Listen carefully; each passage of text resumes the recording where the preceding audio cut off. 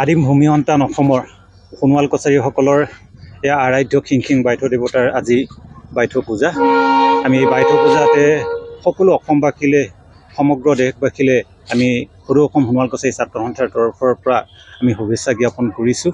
আৰু আজি এই বাইথ পূজাই আচলতে কেৱল মানৱ জীৱনই নহয়, চাৰিমুঠি জীৱৰ পৰিত্ৰাণৰ কাৰণে মংগলৰ কাৰণে এই বাইথ পূজাৰ অৰ্চনা কৰা হয়। আৰু এই খিং বাইথ দেৱতাই আমি আশা কৰিম যে সকলোকে শান্তি সমৃদ্ধি বৰ্তাই ৰাখি যাতে আমাৰ সকলোৱে জীৱন সুখময় হয়, এই আশা প্ৰকাশ কৰিছোঁ। আৰু এই বাইথ পূজাৰ সমগ্ৰ ভক্তসকললৈ আমি কৃতজ্ঞতা জ্ঞাপন কৰিছোঁ। নমস্কাৰ।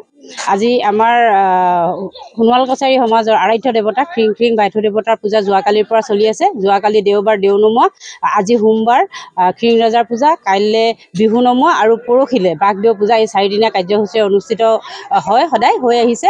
আৰু ইয়াতে আজি আমাৰ গৌৰৱ যে সোণোৱাল সমাজৰ গৌৰৱ সৰ্বানন্দ সোণোৱাল ডাঙৰীয়াই আজি আহি ইয়াতে তেওঁ সেৱা গ্ৰহণ কৰিছে। আৰু আজি এই বাইথ মন্দিৰৰ পৰা তেওঁক আশীষ দিছে যাতে অনাগত যি তেওঁৰ সংগ্ৰাম তাত যাতে জয়ী হয়। আৰু সেইকাৰণে আমিও গৌৰৱবোধ কৰিছোঁ, আমি সকলোৱে সেইটো কামনা কৰিছোঁ। আৰু বাইথ তত্ত্বই হৈছে যে চাৰিমুঠি জীৱৰ মংগল কামনা কৰা। গতিকে এই চাৰিমুঠি জীৱৰ মংগল কামনাৰ্থে আমি আজি খিং ৰাজাৰ শ্ৰীচৰণত সেৱা জনাইছোঁ।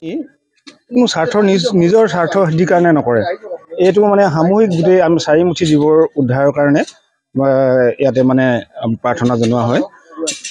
আমি আচলতে এইটো আদি যেতিয়া শিৱ পূজাই আদি গুৰু মানে যেতিয়া শিৱ উভয়লিংগীয় আছিলে, মতা গুণ মাইকী গুণ পুৰুষ প্ৰকৃতি দুইটা গুণ আছিলে, তেতিয়া সেইজন আমি আদি গুৰু আদি আমাৰ তেখেতকে আচলতে আৰাধ্য দেৱতা হিচাপে আমি মানি আজি পূজাটো আগবঢ়াইছোঁ।